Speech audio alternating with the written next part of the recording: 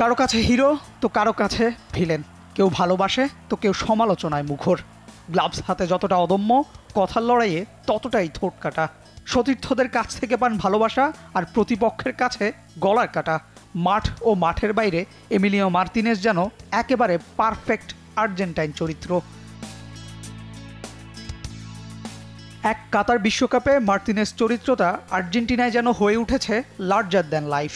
Penalty ঠেকিয়ে সেই অঙ্গভঙ্গি, কিংবা বিশ্বকাপ নিয়ে প্যারেডে এমবাপ্পেকে খাটো করা, এসব তাকে বানিয়েছে ভিলেন। বিশেষ করে ফরাসিদের কাছে তো জাতীয় ভিলেনই বনে গেছেন আর্জেন্টাইনদের প্রিয় দিবু। বছর দুয়েক পেরিয়ে গেলেও দুই পক্ষের এই রেষারেষি চলছে সমান তালে। গেল বছর লিলের বিপক্ষে কনফারেন্স লিগের ম্যাচে আস্টন ভিলার জার্সিতে তাকে ধুয়ো দিয়েছিল ফ্রান্স সমর্থকরা। তাদের জবাবটা মাঠেই দিয়েছেন মার্তিনেজ। দুই পেনাল্টি সেভ দিয়ে ভিলাকে নিয়ে গেছেন সেমিফাইনালে। সেই সাথে আরও একবার তার সেই অঙ্গভঙ্গি তো ছিলই। রোশানলের মাত্রাটা এবার আরও বাড়তে পারে তা আগেভাগেই অনুমান করতে পেরেছেন ভিলা গোলকিপার। তাই তো মাঠে নামার আগেই উস্কে দিয়েছেন পুরনো বিতর্ক।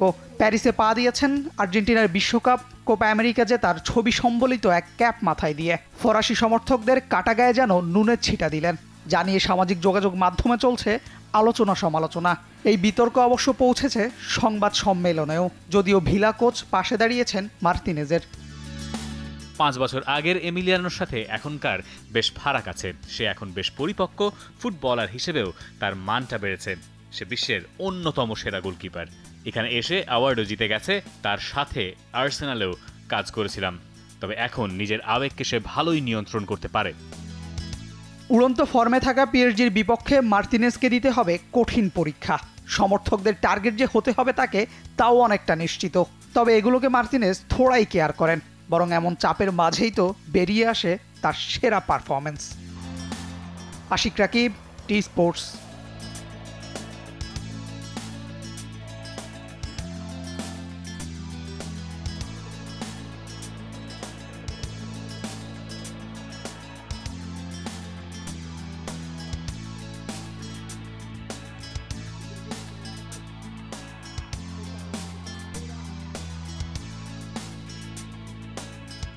For more updates, subscribe to our YouTube channel and click on the bell icon.